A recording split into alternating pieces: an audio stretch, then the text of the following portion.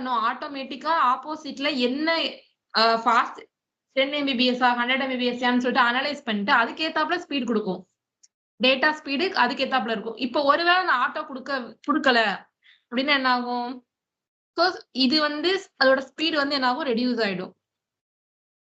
எது இருக்கிறதுலே கம்மியான ஸ்பீடு. இப்போ நான் வந்து 1G ஜிகாபிட் ஈத்தர்நெட் யூஸ் பண்ணா கூட நான் 1G யூஸ் பண்ணா கூட அதோட கம்மியான ஸ்பீட் என்னது 10 Mbps தானே, அவ்வளவுதான் கொடுக்கும்.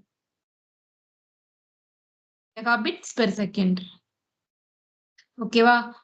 சோ இப்ப நான் ஸ்பீட வந்து ஆட்டோன்னு கொடுக்காம விட்டுட்டேன் அப்படின்னா என்ன ஆகும்? என்னோட இன்டர்ஃபேஸ்ல சுவிட்சோட அந்த இன்டர்ஃபேஸ்ல எது கம்மியான ஸ்பீடோ அதை தான் கொடுக்கும்.